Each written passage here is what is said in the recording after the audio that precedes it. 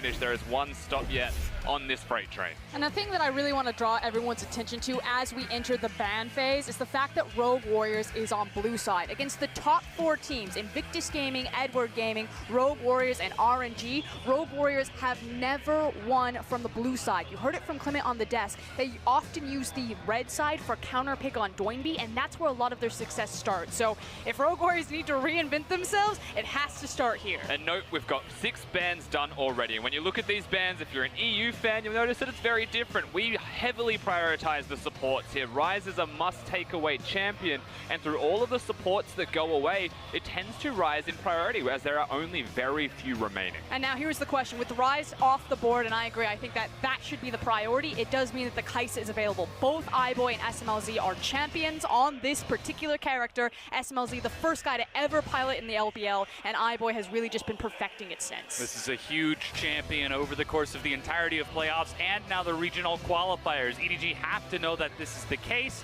and Sion is immediately taken for Ray in the top lane. And I'm so glad that Edward Gaming seem to have identified a lot of their win conditions from yesterday against JDG. They need the Sion pick, that potato in the top lane, to really band-aid a lot of what they aren't giving resources towards the top side of the map. And I actually think it was a mistake from Rogue Warriors to prioritize the Kaisa. This is why blue side is so punishing for them right now. And I do think the consideration here is that Varus was also up and available. So the fact that you go for the Kaisa and you give over Sion Varus as a first rotation for EDG is a cause for concern. The alarm bells aren't going off just yet, but the start of the draft for EDG, very solid. Now, they can try to make up for it by grabbing the Aatrox, using it as a flex pick. It's not normally something that we would see taken into the hands of Mouse. Doinby usually is our Aatrox pilot here. If I know anything about Rogue Warriors, they tend to go like Aatrox, Urgot, and just show that they're solo laners, but not where they're going. Flex, flex, flex. And they need to really leverage those flex picks, because again, without red side, it's much harder to use a counter pick to try to create map priority. Rogue Warriors often have losing lanes, either in the bot side or in the top side of the map. It's usually just mid lane that survives. And that's why we see a very early Braum focus for the support, not looking at the Urgot flex, not looking at a jungle for Flawless, so EDG will get the chance to try and pare that down once they get to their next phase of bans. But it seems as though Rogue Warriors have identified, hey, going up against iBoy and Mako, one of the best lanes in the world, could be a bit of a challenge. So let's go ahead and focus that down. Now, Edward Gaming, they're going to lock in Zilean here. Yeah, we expected some fringe picks to be seen in this series, but usually from the Rogue Warriors camp. This time around, EDG, they're going to channel their NA just a little bit more, lock themselves in a Zilean. Now, I assume that that's going to be going towards the support lane. Yeah, you would have to assume. It's not a champion that we've seen a lot in the LPL. I believe there's only 2 Zileans previously during the course of regular split. So while Zilean has been cropping up globally, it is rather new to the LPL. And if Edward Gaming are ever going to throw a wrench in the works, this is now the time to do it. Now we can see Edward Gaming looking to focus down Flawless. That Camille that we were talking about on the desk is still open. As Aurelia gets taken away from Scout, it looks like Rogue Warriors are expecting that Zilean to go bottom. They're leaving that jungle pool open, so EDG, they'll get their pick of the litter once this next ban goes through. Let's see what that's going to be, because Haro is instrumental to EDG's success if yesterday's series is any indicator. And it is curious that they're choosing to ban away the Aurelia here on the Rogue Warriors side. Doinby has got an abundance of counters, an abundance of tanks and things that he can play into Scout's assassin-style champions. So it makes you think that he's going to play something more along the lines of a mage, and that he may just try to empower, may just try to support SMLZ. And I agree that there is focus on the mid lane, but for me, I see something like that Braum pick, and I almost want Flawless to kind of throw down the gauntlet and grab a very aggressive jungler, something like the Dark Harvest Graves or the Dark Harvest Lee Sin, and instead of camping the mid lane, which has usually been his MO, to actually change it up and try to punish a very pushing, very aggressive iBoy and Mako. They will leave themselves exposed to ganks. Rogue Warriors need to identify this. And all eyes will absolutely be on that bottom lane now that a Camille is locked in on top of that. Edward Gaming, we're watching our analyst desk. They know what's up. What does Flawless have to answer? No. So Zach's going to be more of a scaling jungler. My first consideration here was actually towards the direction of a Trundle, because you're against the Sion, and Varus is very low mobility, but Zach, they want the gank access. They're going to 5v5. This is my huge problem. Now, Zac is really interesting for Rogue Warriors. They like to run a lot of gimmick-style compositions where they usually stack a lot of invulnerability and then just throw themselves on top of it. Aatrox and Zac are 2 cores of that type of composition because they're so hard to kill with kind of their superficial tankiness built into their passives. But because Zac can't really have gank access until level 5, it's such a slower-paced game, and Edward Gaming have been blowing teams up in the first 10 minutes. And this seems like the style that Rogue Warriors really embraced towards the beginning of of Spring Split when we first saw them enter the LPL. Play a space creation composition to allow SMLZ to scale up into the mid and late game and be that hyper carry team fight AD that we know that he can be, but he's up against a Zillion. He's up against a LeBlanc. And we see both the compositions. Again, I'm going to start with Rogue Warriors. You look at their stats. If they do not have a lead by 15 minutes, they simply just don't win the game. They are a very fast team. They usually have higher averages than Edward Gaming. We saw how quick EDG were in the early game yesterday. I expected the first 15 minutes of this matchup to be very blood hungry and very bloodthirsty. But with a comp like that, I feel like they're moving away from their strengths. They're saying, go late, play around SMLZ, let's just scale up and have a big meaty front line and then roll into EDG. Yeah, the one thing that stands out to me is that Doinby ended up with Cleanse on his mid lane Aatrox. Aatrox is a champion that loves to win lane, loves to control the 1v1, but against all of the crowd control coming out of a LeBlanc and a Camille, he errs to the side of caution to survive through his laning phase. That does make you wonder why the Aatrox in the first place, but EDG's composition, a lot of kill threat. There is a lot of kill threat everywhere. They are strong at pretty much every stage of the game. Capabilities of 1-3-1, split pushing, it's all there for them. They've got a solid comp. It looks like Edward Gaming have absolutely been warmed up in their set yesterday, and they're bringing all of that momentum forward against Rogue Warriors. Remember, this is a team that has not missed Worlds since their creation. This is the first time ever they have not gone as a first or second seed. And it truly does feel like in this series in particular, in this moment, that we have an antagonist and a protagonist. You know, Clement said the Empire, I'm going to call Rogue Warriors the Rebels, and I think everyone, yeah, there's a lot of EDG fans, but people are almost tired of seeing Edward Gaming consistently go to Worlds and consistently let them down. So I'm curious where the crowd voice is really going to follow behind, especially on a very momentum-based team like Rogue Warriors. Doinby, when he tastes that spotlight, it's full steam ahead, and the international stage has only gotten a glimpse of it at Rift Rivals. And there's a reason we've been calling that team the Freight Train. Can they bowl over the Empire? Can they find the Death Star and that so crucial vent hatch? Or will Edward Gaming be able to strike first and strike harder? With a strong composition, it's tough to tell, but we are loading onto the Rift for this Game 1 between Rogue Warriors, the revenge tour of Mouse against Mako, Mouse versus his former team, and Edward Gaming still trying to prove that though the times have changed, they never will. They are one of the best teams in the world, and they need to be respected for it.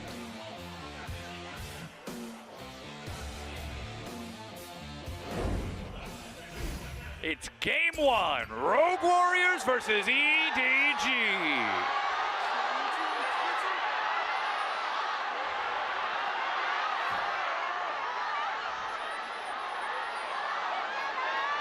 And you can hear the crowd around us. It's a stacked arena. And as we predicted, it's kind of a mixed bag. Maybe you hear some EDG. Impossible to tell. But the Rogue Warriors voices are right there. Absolutely. So we are on the Rift. Game number 1 has started. Momentum is a big thing, like you mentioned, Frosker. And Rogue Warriors, even in individual games, not just the series, momentum, a very big deal for them. We saw it on the analyst desk. SMLZ, 9 deaths, solo deaths, as a bottom laner, as a duo laner, is almost absurd to consider. But that's where EDG could look to hunt them down in the early game. Yeah, and I do like what the analyst desk was trying to say, you know, moving towards the Misfortune, the Varus picks. It's clear that SMLZ has identified that he has a weak laning phase. You can see it across his stats. A big thing for me is when he's picking up his gold, because he doesn't actually fall that far behind his opponent in terms of gold, but he usually has to pick it up post the lane phase. The tower drops around 12 minutes on average. They then throw him out to a side lane, and they start hyper-scaling him. But in that window, it's incredibly important that Edward Gaming have a huge opportunity to punish Rogue Warriors as they scale SMLZ. And that's what we're seeing right now. An early invade into the Tri-Bush from iBoy and Mako force SMLZ and Killua back out of this lane, which gets Flawless off this side of the map. Haro invades to take away the red buff, and things are looking slow for Rogue Warriors on this bottom half. And you do have to note that running Cleanse Aatrox in the middle lane doesn't give him the most pressure in the 1v1, comparatively to the Ignite, where that adds extra kill threat. You can see that he is being pushed in right now. that's access to Haro to go from red to red, and he is not stopping. He wants to keep Flawless down in this early game, control more of the jungle. He may not find him here at a camp, but if he does, Flawless is very low. And frankly, you have to expect this from EDG. They showed against JDG yesterday. Hold on. Uh-oh, Haro has found him. He's not paying attention. Flawless. Is he going to flash? He does. No. And Haro lets him go. Of course, that's cell division. And again, you have a full best-of-5 footage of Edward Gaming just steamrolling the early game. Rogue Warriors, statistically, are actually the faster team than EDG in almost every single metric. They have always been the pre-15-minute team into a lot of these mid-game team fights that are so chaotic. For them to just take a backseat and try to scale up, I feel like they're not reading or playing to their own strengths. They've put themselves at a disadvantage, and EDG are punishing them for it. Haro continuing to look for a gank onto Doinby in the mid lane. Dashes out of the minion wave, that Umbral dash to get some distance as Haro is just maneuvering constantly, and Scout is controlling mid. But the wave is pushing towards Scout's tower right now, and Haro hovering near the middle lane with red buff. Doinby unable to place vision around the area means that it's not very safe. He's going to have to farm cautiously, and that means he'll most likely be using spells for that.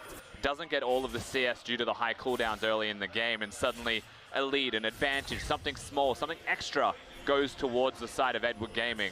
And this small little lead does cascade into larger things, particularly once they hit 6, once they get their first item. And particularly in the jungle right now, is Haro just has full access to whatever he wants from Flawless. And especially now without having access to the flash for Zac, he just needs to be so careful with the defensive vision, the 2 early control wards that came out, so he can track the Camille and stay away from her. And that's the thing, he's going to find the Camille as now. He jumps in. Yeah, but he's Haro's looking for the one getting pulled out of the hook shot. Doinby looking to catch up. That's Flash. Haro just a bit too far. And of course, the miscommunication there is the fact that Haro wanted to go in, didn't tell Scout. You're starting to see some of those cracks in the framework because, again, the LeBlanc has access to the Ignite. The Camille wants to go aggressive. You know that Zac doesn't have Flash. So, frankly, miscomms between Scout and Haro turns it back around. Oh, bottom. That's a flash used by Mako and that heal to close some distance. Killua and SMLZ teleporting in, see an advantage with the items on SMLZ. But again, they are getting constantly pushed back out. Already, iBoy and Mako have opened up a CS advantage of 13 down there. That is the Zilean with no summoner spells, and Zilean's a very fragile champion. Haro's about to potentially spot Doinby. Doinby inside of the brush. Haro manages to find him. Doinby doesn't get the auto on the blast cone, finally follows, but Haro's right there with him. Infernal Chains onto the Krug. Scout follows. First blood, EDG. And easy as you'd like. Scout just picks up the kill. Doinby was caught recalling, I guess placing advanced vision, but I can't see the ward there at the moment. Ultimately, he does die.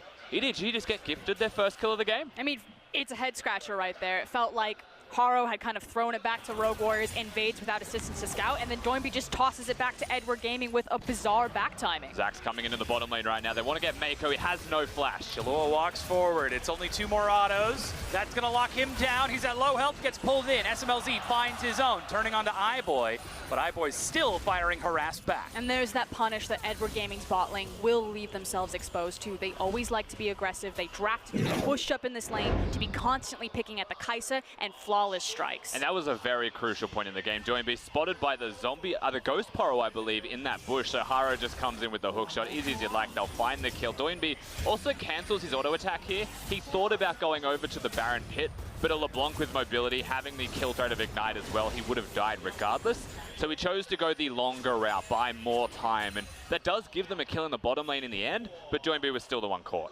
Haro is still moving so aggressively around the map, fighting over Scuttle, fighting over river control, fighting over jungle control. Even an advanced control ward is spotting out Flawless on this top side. EDG are controlling everything. And I have to stress how important that kill was in the bottom lane for Flawless to get in there, because the blue buff is still up for Haro. He hasn't even gone to that blue buff yet. He started at his own red, went to the enemy red, invaded the enemy blue buff, and has just ganked constantly. And there's no access for Flawless. There was no camps for Flawless. He needed to get a gank off, and he did. And you can see his stats for his games yesterday against JD on the screen. On average, 348 gold above, a 3.4 KDA, and of 5 games, he was involved in 4 of those first bloods. And for as much as we talk about Edward Gaming being this machine that you can just change out any cog and they continue to print championships, or in this case, trying to print their world ticket, Haro is just the newest cog to that machine. It's almost like the system, the structure is too advanced and they can just breed success. Would you say they removed the rust? Very well might. Get the W40 in there, it's squeaking. Just trying to ease the gears for Edward Gaming as it's just constant push. Scout trading against Doinby again and again. Merc tries to try and absorb this pressure, but it's now the Silk Road for Edward Gaming as they're looking to open up a pathway behind this Dragon Pit and extend that river control even further. So this is the time that you want to have on your wrist. You see that it's about 8 minutes. I give EDG 2 more minutes, maybe 3, before they attempt to dive bottom. They have access to a Camille. Scout's now starting to get control of that wave, as Rusty has alluded to, the difference between the cleanse and the ignite and the all-in potential.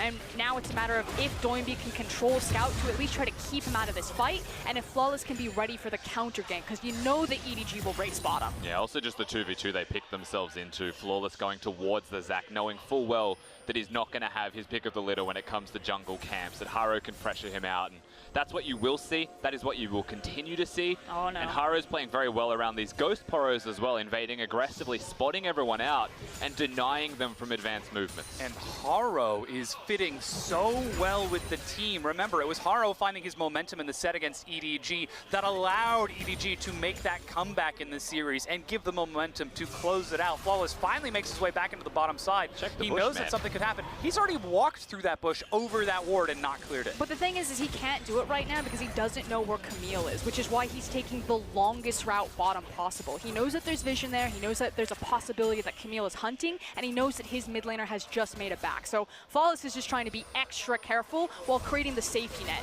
He knows what Edward Gaming's play is, but EDG aren't here for once. There are summoners available in the bottom lane. Mako with about 5 odd seconds on his flash. They were looking for that window of opportunity potentially. Haro and Scout are now making their way towards the bottom lane. If the counter is on, Scout might find himself Flawless right now. Pops over the wall, Killua into the tri-bush, immediately a knockup. Can they burst down the LeBlanc in time? Chains of Corruption, but he gets abducted back. Scout is low, but he still finds a kill. The save by EDG as they dive and find themselves a kill.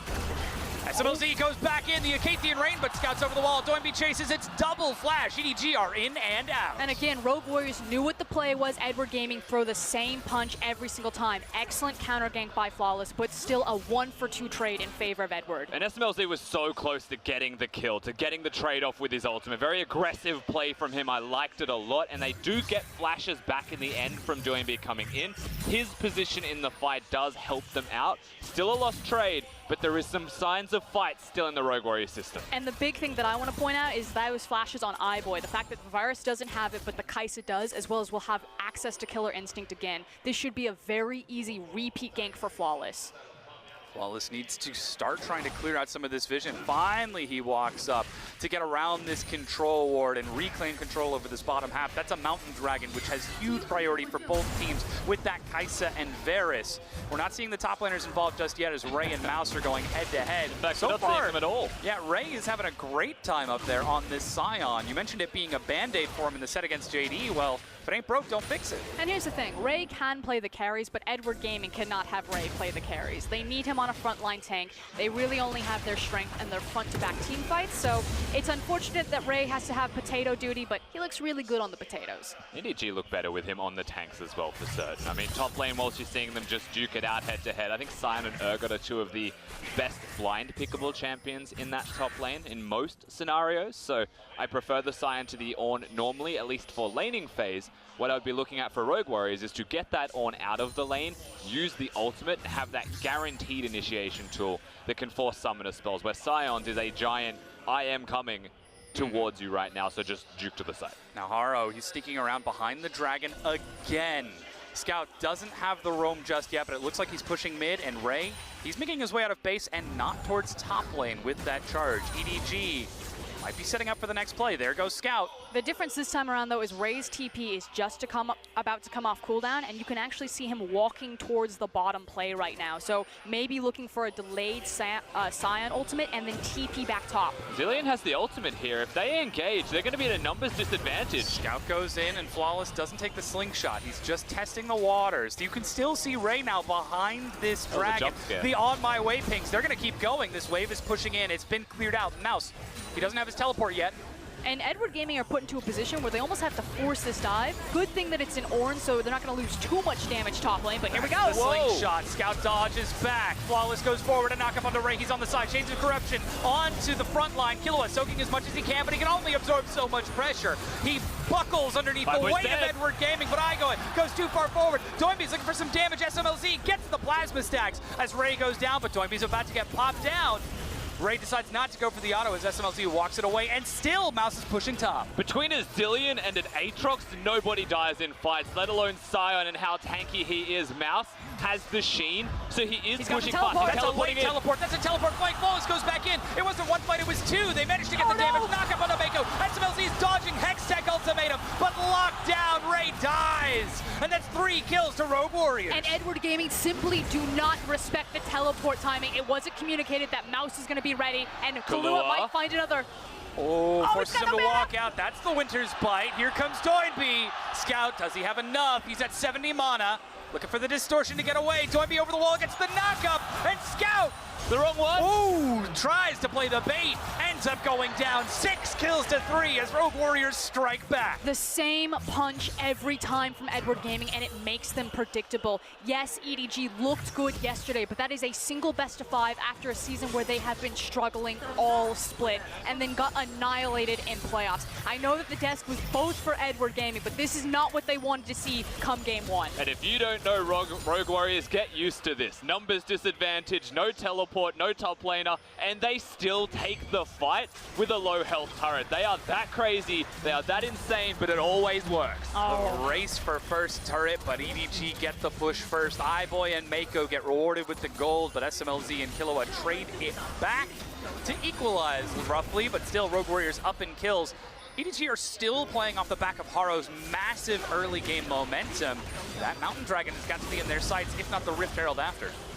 What's interesting though is that they take the lane swap. Now the thing is that the objective control for Rogue Warriors is the highest of any team in the league. They get the most dragons, they get the most barons, and they have the most control over them. But their Rift Herald control is one of the lowest. They simply just don't care about this objective, so I'm actually really surprised that Rogue Warriors for once gave away the dragon in trade for priority around the Rift Herald. I feel like it's an excuse to fight more often than not for Rogue Warriors. Because it's not about the towers, it's about the blood. Yeah, if you can get the kills, they lead to the towers. A lot of other teams around the world go for the towers, and the kills come from mistakes, usually through vision. Rogue Warriors still very good with their vision, but they look for the kills first. And that hesitation to go straight for the objective after taking the top tier 1 means EDG get the dragon and get to rotate towards that pit in time to defend any plays from Rogue Warriors. So yes, it is a 1-for-1 trade in turrets, but Mountain Dragon over to EDG. And while that's not giving stats now, if EDG get that mid-game control, it'll be stats later. And it is a Blade of the Ruined King Varus, so keep that in mind when you get yourself near the Baron pit with Mountain Dragons. He will chunk that down extremely quickly.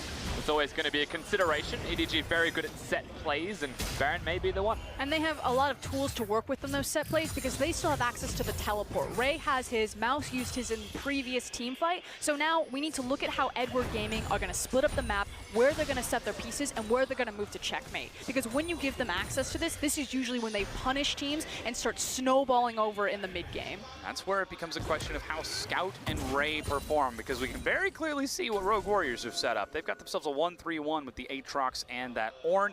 If they ever find that Ornn, the Aatrox getting out of mid lane as SMLZ continues to catch CS elsewise.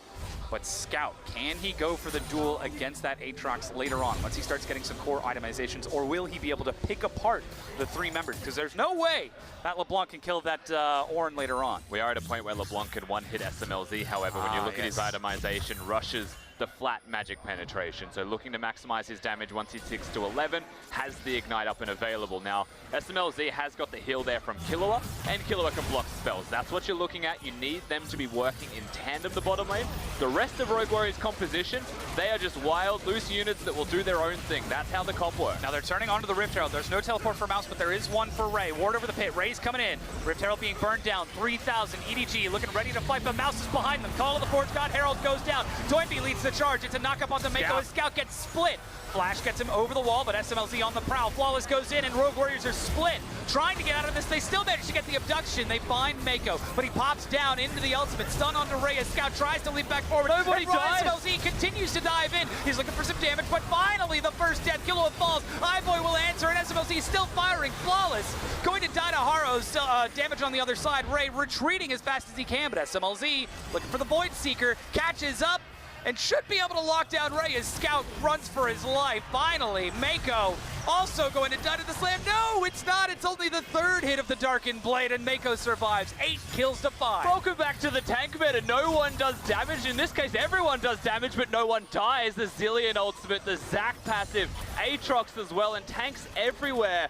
They're still looking for kills, they're still hunting, but it's so early in the game, everyone's coming back to life. And ultimately, at the end of it, it's Rogue Warriors who come out ahead. They grabbed hold of the Rift Herald, they picked up a lot of the kills. It felt so chaotic, so messy. I can't wait till we get a closer look at that one with a replay, because it felt more like 5 individual 1v1s. Yeah, a big part of that as well. Mouse finds the single targets, Doinby finds the single targets. They go towards Scout. The biggest part of this fight is that Scout's mostly removed. He looks towards the end of this and only really assassinates Flawless, who has taken a large brunt of the damage from EDG already. So he kind of has done his job. Finds Taro, gets the Zillion ultimate out. Through all of this chaos, it's so hard to actually note what the biggest thing is. SMLZ consistently dealing damage, iBoy the first to go. Yeah, and iBoy failing the flash over the wall, flash right into it. If he had gotten to the other side with the LeBlanc, it might have been a different story in terms of cleanup.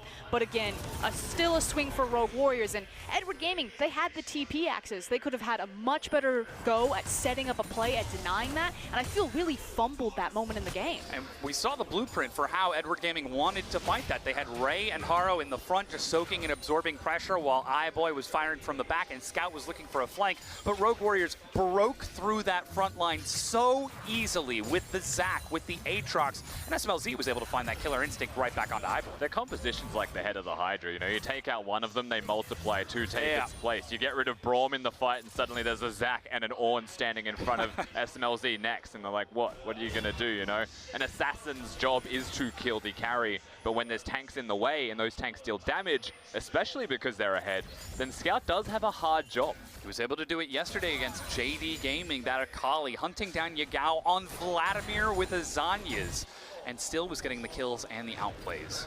Can he do the same on this LeBlanc today? Can he continue the momentum to carry his team? As currently, Rogue Warriors, they're moving their momentum into the top side jungle. They're the freight train team. They've already picked up a little bit of steam. Now, can they keep rolling? I actually want them to pump the brakes a little bit because now the shoe is on the other foot. They have the TP advantage. It's forcing Ray to respond towards the bottom side where Mouse is creating a pressure point. They have the Rift Herald. They have the teleport. Rogue Warriors can actually just play the map and set up the perfect fight to kind of deliver the last nail in the coffin for Edward Gaming. And speaking towards that as well, a lot of their players have just finished items. Quinzu's Rageblade, a massive spike for SMLZ, just locked down. So you look towards the AD carry, now they can group up as potentially 4, use Mouse, but what they could also do is use the teleport advantage that SMLZ has and go elsewhere. And now here's going to be the big window. If Ray commits to this bottom wave and they get vision, they're going to pull the trigger on the TP and try to force not just one tower, but as much as they can get. Edward Gaming need to give a lot of respect here to Rogue Warriors because these guys are crazy. They appear on the map, 100% Rogue Warriors will pull the trigger.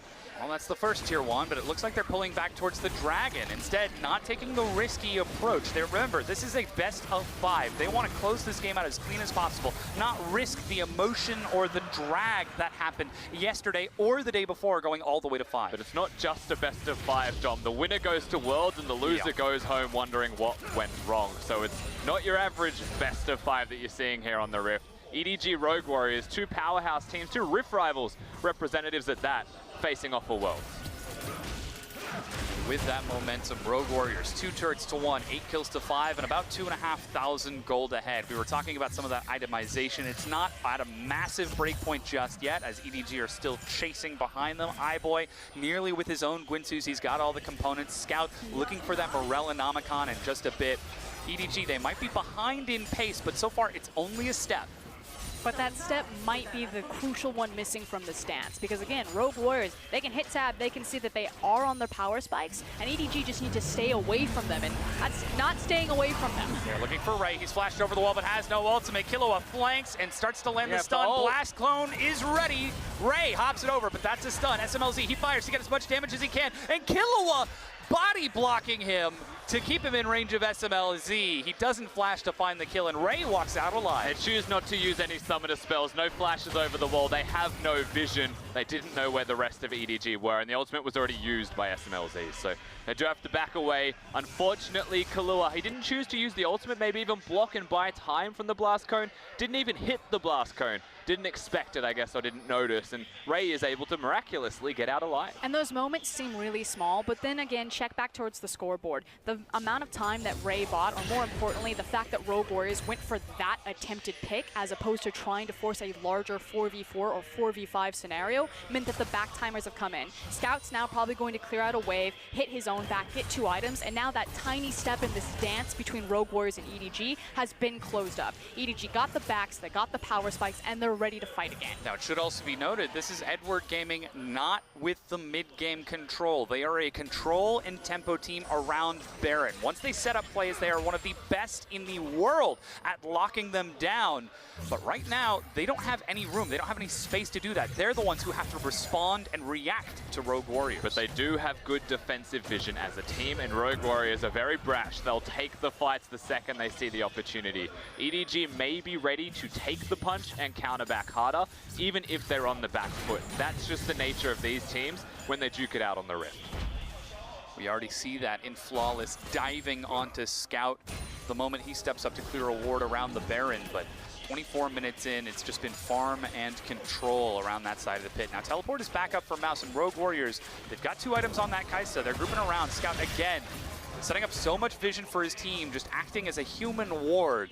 There's so much weight on his shoulders considering his performance yesterday, and so far, he's holding up to the pressure. It's also the nature of his champion, the fact that he does have kill pressure on Kai'Sa, so Killua has to be so careful of babysitting this Kai'Sa around the map, and then Scout's mobility, the access into securing the defensive vision line for EDG. He's not necessarily the one placing it, but he is the one defending it, and right now, that's the only barrier between Rogue Warriors and forcing this Baron. Look at how he's maneuvering to try and control vision around the Baron. Zillion can't walk up. But he has no mana by doing all of this. Look at Scout's health and resources as well. The mana bar so low, has to sit back and wait just that little bit longer. Has to recall even now. There's the and slip they find shot. the time. They found Haro. Mako flashes over. He gets pulled back in the slow, the knockup. But nobody chases because they found iBoy on the other side, a much more valuable target. Yeah, the assassination happens on the other side. Scout now forced within the confine. He goes back. Dodging around the Darkened Blade so he doesn't get knocked up. He survives and avoids a significant portion of damage, but Rogue Warriors swing onto the mid-tier 2. And 30 seconds, that was all it took. Scout left the map just to make the back, and Rogue Warriors found the perfect window. They crawled in through the back door, and they lit EDG's house on fire. And did it without teleport from Mouse. He was in the area. Now he recalls, goes bottom, matches Ray. Ray as a tank will most likely not be able to get this turret in time, and Rogue Warriors with absolute control around the Baron force EDG into a reset of all of the vision they worked so hard to get around Scout. And what's so interesting is now that, as we take a look at this replay, is now that we look at kind of these 2 tank versus tank matchups, iBoy just frankly getting caught out, is that because of a Sion versus Ornn matchup, you don't have to worry about that 1-3-1. If this was IG versus RNG, if you have things like Aatrox, or even Urgot over into those side lanes, these side lane towers and the pressure point, it's just a vastly different map game that you're playing. But in this type of scenario, Rogue Warriors aren't punished for consistently just throwing Flawless at EDG and going fishing. Mouse able to follow up with that call of the Forge God is so important. And the slow turret takes speed from both of those tanks, means that side push is slowed, but he's got himself the Iceborne Gauntlet and is continuing to bully Ray out here. Yeah, Mouse is having a pretty grand time for himself down in this bottom lane. And speaking of having a grand time, I think SMLZ is fully online as a champion. With the 3 items done, he didn't go zone use, he went for the Banshee's Veil. That makes life very hard for EDG if they want to engage on him in the first place. LeBlanc's assassination, that's half of a combo, and more often than not, she uses the Distort to cover distance and that's 1/4 of the spells already removed. And that should be the safety net for Rogue Warriors to play very aggressive around the Baron. The other thing that their composition does well is the ability to turn off the Baron. The amount of mobility and gap closers and initiation potential that their composition also has. So they want to draw Edward Gaming to it, because if they don't show up, they're just going to burn it because they have the Kai'Sa. And if EDG do show up, they can turn off of it immediately and force a fight. It almost seems like Rogue Warriors have identified that EDG would be coming in with a lot of momentum and are so trying low. to ice them out. That's the knockup, but he's unstoppable. And because the CC isn't applied, there's no Plasma, there's no SMLZ. And we mentioned this earlier, this is a strategy that Rogue Warriors could actually employ. SMLZ with the teleport can appear in that lane suddenly. If the tank battle goes into Mouse's favor, even by the smallest of margins, same thing applies for EDG, to be fair. iBoy could consider that as well. But with the current state of the game, Rogue Warriors are the ones who make the play and get a free objective on the backside. Make it 2 with Mouse pushing. Still looking for the turret, needs to wait for the next minion wave, as he's having some trouble, but Ray decides to walk him off, and Mouse is already so tanky. 3 full items with a Warmog. It's very clear what Rogue Warriors want to look for by grouping up later on. He's still going to take a ton of damage here, but it doesn't even matter because of that itemization.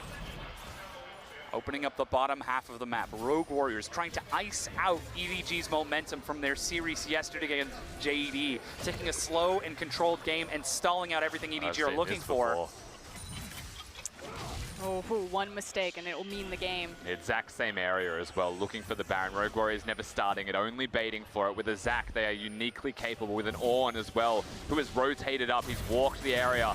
Now they look for the opportunity to at least start it. They could very easily turn on a dime. They managed to get a ward over the wall. Flawless goes in, he's found Mako and Haro, but doesn't land the stretching strikes. Call of the Forge God as Mouse follows. Ray teleporting to act as a front line. He's knocked up. That's 3 members, leaving the other 2 on the Baron, but they decide to turn for the fight instead. Ray still able to escape out of that as Doinby gets pulled back in. Rogue Warriors invest too much in the fight and have to pull off the Baron. And now it's the TP advantage. Rogue Warriors, are they going to push it again? Yeah, I think they should reset map right now. You have the TP advantage. Edward Gaming, unless they just try to force the Baron, you can exit the area, go back to the map, and try the same play again. Yeah, Doinby with no ultimate does make things a little bit delicate. For Rogue Warriors in that last fight, the distance they covered was just a tad too far for a Kai'Sa or a Braum to even consider getting the rest of the way there and making it a full-on 5v5.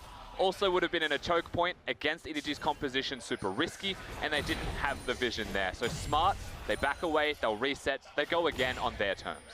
This does buy more time for EDG to look for some core itemization. Haro, 1 item away from finishing off that Trinity Force.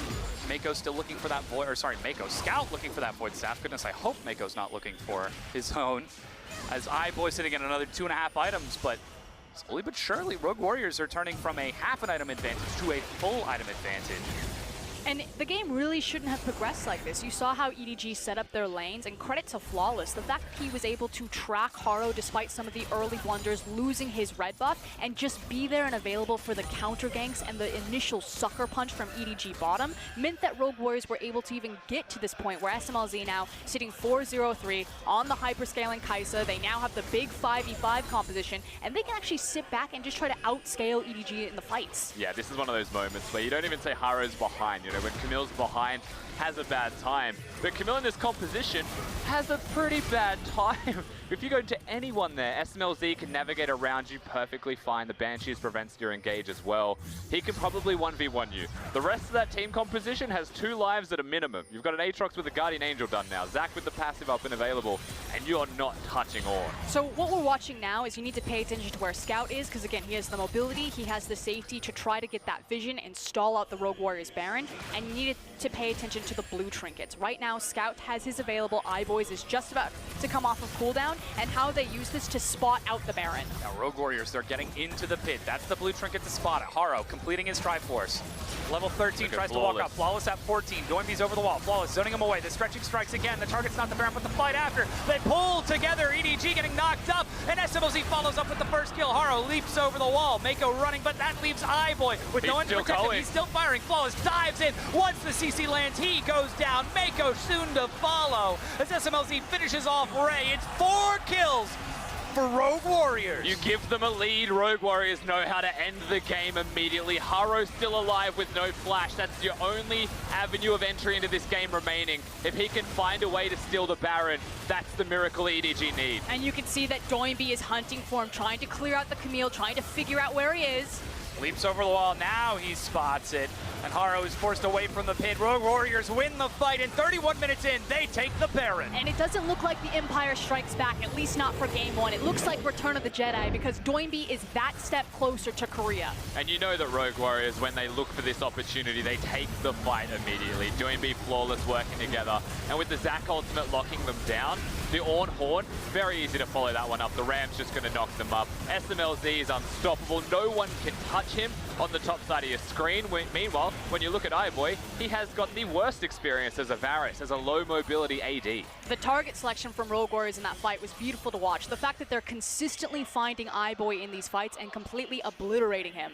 Now that said, his composition doesn't give him a lot of tools to work with in terms of people to zone for him, because they have so many factors that are diving backlines with the Camille and the LeBlanc. Yeah, the difference here is that Zilean can give you a second life, but you'll just die again very quickly, whereas a Braum can physically stand in front of you, can crowd control, can disrupt. And that comes back to the target selection from Rogue Warriors. Mako used his ultimate on Haro, who was the initial member engaged upon with Scout, but the moment he was out of the fight, they went back in. Now Rogue Warriors using that momentum to continue the push as Ray forced to turn and run back to base. And Rogue Warriors 5 turrets to 1, 13 kills to 5. They are looking to close this game out. And that's the thing, Rogue Warriors, they're sharks. They smell blood in the water. And with this gold lead and with these types of initiation tools, Edward Gaming cannot afford another mistake. If they step even a single toe out of line, the sharks will clamp.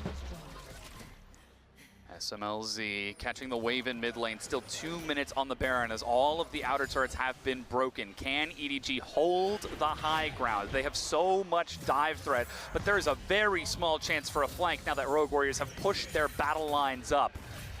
Doinby against Scout, keeping everyone busy while Rogue Warriors bring the wave mid. Doinby with no teleport, running the cleanse. Scout not really able to rotate if he keeps him busy, so it's still good in the end for Rogue Warriors. They halted the push for a little bit, knowing how long they've got left on Baron, to get all 3 lanes working in tandem. Not just getting the 2 lanes on the opposite sides of the map, so that Doinby does have easier access to rotation. Likewise, Flawless trying to clear out all the vision so he can get a dark slingshot over the wall. Doesn't want to step up to that control ward, though. Doesn't want to risk being caught by the CC. Looks like Mouse is the target. That's 5 members of EDG piling onto 1. Tanky though he is, iBoy's got a lot of shred at this point in the game.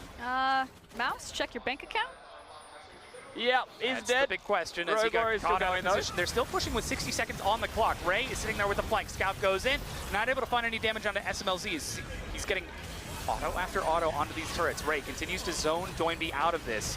Killua is taking the hits for SMLZ to keep him nice and healthy. And it was a lot of time bought by EDG in the assassination of Mouse. 5 people going, yes, but the timing was correct. Mouse being dead, he has teleport in 28 seconds. SMLZ's not dead, so Rogue Warriors retain control. But EDG buy time. I mean, it's massive for Edward Gaming because you lose pressure in one of the side lanes because now you have 1 less Baron on the map. You lose the ability to force the fight because now you don't have the Ornn ultimate, so you are completely reliant on the Zac. I actually think with Mouse falling down there, just big miscommunication between where his team was and where he was applying pressure, that it means that the Baron ends here. Like, yeah, the timer will still go, but I don't think Rogue Warriors can force anything else with it. They're well aware of that as well. They decide to back up, take the Mountain Dragon, look for some final recalls. Guardian Angel now picked up for Doinby on top of that World Ender. He's going to be real tough to kill. Adaptive Helm finished off for Mouse. A Warmogs for Flawless even. While SMLZ is still sitting at 4 items. He hasn't backed in a while. He could be looking for something, but might be going just a bit too far, as red buff was taken by EDG. Yeah, the only one that can kill Doinby now is iBoy. He is the MVP of EDG, and he is the one that has to pull out something special, if not even miraculous at this stage, to give them a Team 5 victory. He has got the tank line in front of him of Ray. If they can find the front to back, if Mako can support iBoy, get the ultimate onto him, then there is a chance, but it requires special. That's where the flexibility of Kai'Sa is so strong, because SMLZ is one of the best team-fighting AD carries in the league, often known to give Uzi a run for his money, and on this Kai'Sa, he is unlocked to go both forwards and backwards. Now 36 minutes into the game, the waves are pushing up. There's no Baron for Rogue Warriors, but they're still keeping EDG locked into their base. this time around. Need to make sure that Mouse is clued in with the team. You can actually see him approaching from behind. You're watching these primary hard initiations. Zach, Ornn, possibly even Doinby if he's feeling frisky with the flash. Yeah, any opportunity to step up in front of SMLZ to create space for him to hit the attacks. That's what you're after. Doinby, of course, being on that flank, still pressuring, is a big part of this. Flawless being out of vision is also a big part of this to look for engages. You are terrified if you don't know where that Zach is. He could be engaging from anywhere, and that's really difficult to react to. The problem is that Rogue Warriors are kind of in this weird limbo period where they look at the Baron timer and they say, okay, 2 minutes. Now, we can either use this 2-minute window to say, let's just try to force. If we end the game here, then you know, we win, move on to the next one. Or if Edward Gaming wipe us because we don't take the perfect fight, then suddenly they have this massive gold lead from all of our kill streaks, especially on the Kai'Sa, that they then have a stronger 50-50 come this Baron. So it feels like they were kind of weighing their options, and now Rogue Warrior have decided, calm down, force the waves in, pick up some free farm, get some backs, and then we're going to fight them over the Baron. And now you talked about the importance of iBoy. If he can kill Doinby, if he can kill Mouse, that's going to be the way EDG get back into this. He's just finished off the Infinity Edge. Void Staff completed for Scout. We finally see some big items for EDG, and it's 60 seconds before that Baron as Rogue Warriors make a recall. And EDG, they're starting to move up. They're looking for that vision. They know what's coming. This is their chance. And you do have to note that sooner or later, EDG, they've just got one extra carry running around in the composition. If we manage to get to that point in the game, LeBlanc will kill anyone. iBoy will be doing an abundance of damage, and SMLZ is then the one true carry for the side of Rogue Warriors. There's also the fact if they can actually use the Zilean ultimate offensively. Now, normally, of course, the Zilean ultimate used defensively, but you want to use it on someone like Scout, like the Camille, when they go in, when they start the fight, so that way you still have that carry threat, as opposed to a reactive, oh no, iBoy is on fire, I must save him. Now SMLZ with that recall purchased a complete Rabadons. He is at 6 items. He is very big, 6, 0, and 5, 407 CS. And I know we're looking at the ADCs, but I actually want to point quickly to Mako's itemization, the fact that he has Spooky Ghost. Again, if we're playing around Baron, if they lose vision control of this, that is such a key item to help at least scout out where Rogue Warriors are going to be, or try to flush them out and walk into the area a bit safer. Elastic Slingshot that was charging. scary. Edward Gaming, they thought they spotted SMLZ trying to take control of a mid-wave without backup, but Rogue Warriors, they were just at the edge of his vision, and SMLZ, he's run out of patience. Yeah, they'll start the Baron. Nothing to stop them from starting this as well. No reason to not try. EDG, they're not in the area, not in time. Look at the shred that Kai'Sa does, nearly able to solo it down. 39 minutes, Rogue Warriors take the second Baron. They've already broken the inhibitor turret mid. They're at full items. They are ready to try and end this game. 15,000 gold ahead. Edward Gaming, can they make the stand? And Rogue Warriors doing so from blue side of all things with the priority pick of the Kai'Sa. It might be lights out for EDG, at least for game number 1, unless Haro and Scout can just pull off a miracle. Yeah. But that damage on iBoy, that was a single W. Yep, already at half health, iBoy. Zach going in. Flawless. Whoa! Destroys him! Where did that come from? Manages to find the absolute pop, and there's no chance for iBoy. The inhibitor goes down, and EDG's chances might have just run out. It was SMLZ working in tandem with Flawless. They're going in, they have to. Flash knockup, SMLZ's in the front, he's low!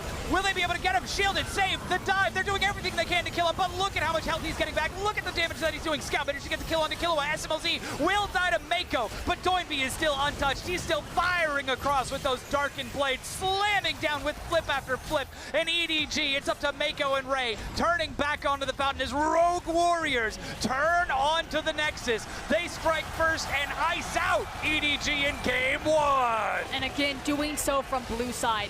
Rogue Warriors have never taken a blue side victory from any of the top teams, so showing that they don't need the counter pick because they have a read on exactly what EDG want to do stylistically. The craziest thing is we looked at the draft and we said that EDG are set to succeed. We said they've got a lot of things that they would want.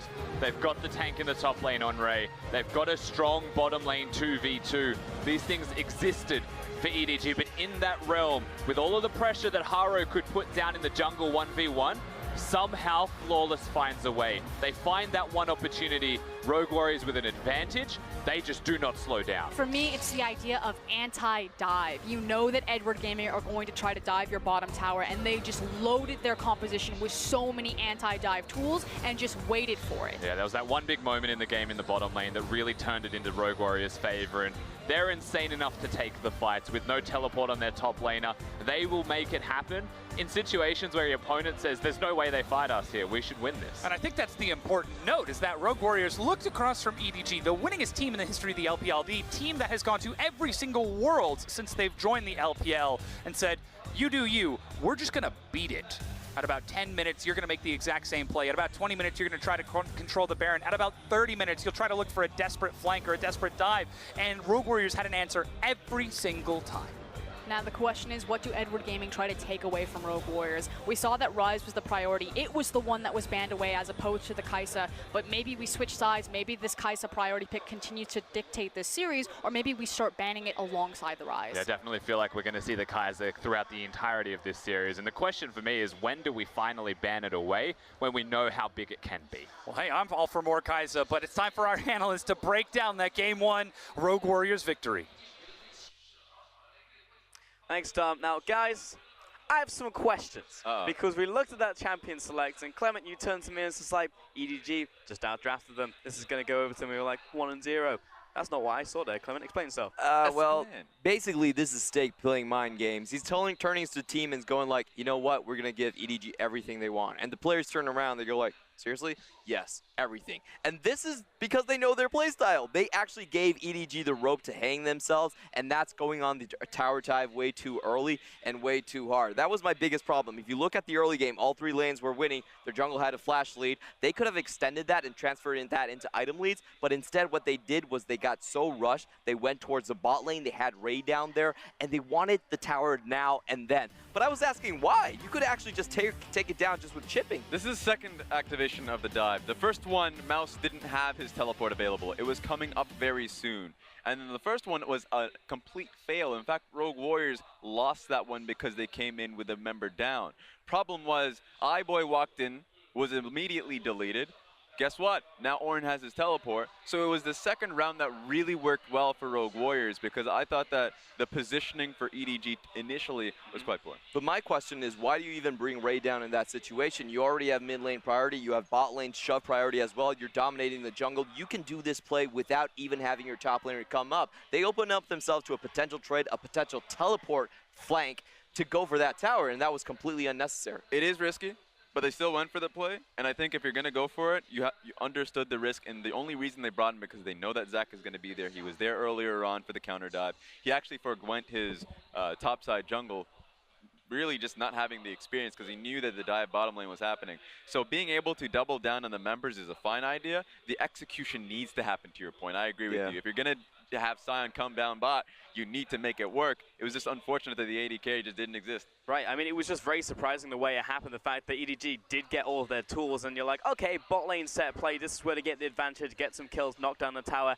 everything goes EDG's way, and that's what we saw a lot of victories yesterday, actually, from the JD set. Wasn't the case, didn't even see SMLZ try and throw up his laning phase or something like the Misfortune, was actually going first pick Kai'Sa, and it's like, wow, this shouldn't get to the late game, but it did. So yeah, that one really opened it up, because if you just go straight through the draft, Kai'Sa, Zach, Ornn, and Aatrox as well. Incredibly good when they actually have the items there for themselves. So the team fights were really shoring themselves up. That's why when this first comes down to the next team fight, which is around the Baron area, this is where you see the composition start to flourish. The Aatrox just jumps right into it, immediately pushing Scout out. Now Scout can't even come in flanks. He's completely zoned out from multiple fights. Yeah, you know what? Scout's been incredible. In fact, he had 3 kills early on in this game, but with the amount of bruisers jumping in, his role is essentially useless. What I love about Rogue Warriors is that they understand how to play with their tank line so well. They never put their backline carries in danger. They had their tanks in front the entire time, going towards EDG's backline, finding the targets. And that's just the edge that we think Rogue Warriors do have over EDG, is that they do play those 5v5s a lot better. They took it to RNG in a lot of those games, and even though Uzi trumped in the end, it did look like Rogue Warriors was winning those team fights to start things off. Yes. Yeah, it was the in-team fight execution, Raz. Yeah. While that team fight, I think, At times there was a few flops. I think the decision to make the fight, to set up for that, was incredibly well done from Rogue Warriors. They understood from that point forward that their composition was going to be rolling. Yeah. So it was all about Doinby. I thought that Doinby, now that picking up, it felt like yesterday's Yagao. Yagao picking up Aatrox had complete control in one of the games. I think it was a game 3. Going into today, once Aatrox mid has the control, pushing out and really forcing poor matchups in side lane picks versus the LeBlanc. Yeah, I mean, you're always going to feel good about Aatrox being in the mid lane for Doinby, one of his best picks into the mid lane, coming into playoffs in the first place. You look towards the Aatrox, the Kled in the mid lane. It's like, all right, that's good, but is Flawless going to be able to do anything in the other game? Will bot lane even get out of the laning phase, given from what we've seen so far in a split from SMLC? The answer was just yes across the board. They managed to do everything in the early game, and you're right, it was pretty much autopilot from there on after that fight near Baron. Yeah, and that's why, I mean, I just love the fact that, you know, roll up the stats there for Aatrox. 15 KDA, because he's played it too often. The funny thing about the Aatrox is that Rogue Warriors drafted really early on blue side, acting like Mouse is going to be looking to play it. That is going to be a do. No one believed that. Yeah. No one believed that. And so a lot of the control from that point forward goes to the top side. They play around Baron, and it's just them just baiting around for bruisers to look for fights, and that was really cautious. EDG had to be cautious because of it. But for me, I actually don't think Rogue Warriors will win another game if they go for the same exact draft. It's way too much power on EDG's side. If you look at the early game, this was mistakes from EDG causing the results of this game. And I still think a key pick for them is the Flawless Camille. That's the one we highlighted in the series meta so far. That's the one that can get you actual pressure when you have a counter matchup. And if that doesn't happen, I still think Rogue Warriors' early game is going to look very similar to this one. Right, I mean, that was the most shocking thing coming out of drafts. No, Clement, we were talking about this. It's like, well, this basically looks like the JG set. Like, Yeah. why are they looking to go later into the game where a lot of their strengths have been coming from their early game plays? And Rogue Warriors, we know they keep going to keep throwing themselves at their opponents. Very similar to what we saw in the early game, but it just worked out anyway with these champions rats. And you have to start respecting the fact that these windows are going to be open. During the regular season and even at some points of the playoffs, teams are willing to actually look for incredibly defensive anti-dive compositions that will force you in really tough situations. And if you ever make a mess up like EDG did in the bottom side of the map, you get put in a situation where you have a bulked up late game teamfight comp. And in fact, once Kaisa gets her full AP build, she can just burst through Baron. And so honestly, you move on towards what the next replay is essentially that Baron setup. That's the result. That's the reward that you get for having your Kaisa now have 5 to 6 items. You're right, early game got blasted, 20 CS behind, but now that you have gold underneath you because of how your that bottom lane dive worked out for you, your mid laners actually living sky high, these comps can roll out so well just seeking for mistakes. Yeah, it's just theoretically they should just never get there, but hey, if you're Rogue Warriors, you can just make it happen. I think a lot of that also came from the front line, as you said, in those team fights. Mouse is actually going to take our MVP here as well, our man of the match in game 1. This selection. I think he was the biggest winner when you compare all of the lane matchups so far. He got the better teleports, the better flanks, and most importantly, he breaks the meta open because he's not afraid of the Scion coming in from Ray. You have to remember, Mouse used to come from EDG, but now he's just saying, you're just somebody I used to know. 20% damage, too. This is not much damage you're going to be expecting out of an Orin pick. Went towards the Iceborne Gauntlet, got that Sheen early, so he's looking to pound people. Definitely, I love that itemization coming from him, and it's just the 5v5 strength overall for Rogue Warriors. Hopefully, they will carry on with this. Yeah, but I mean, even so, they managed to pick up game 1 in this, and that was completely unexpected. We'll see if they can do it again. We are going to take a short break and before we get into game number 2.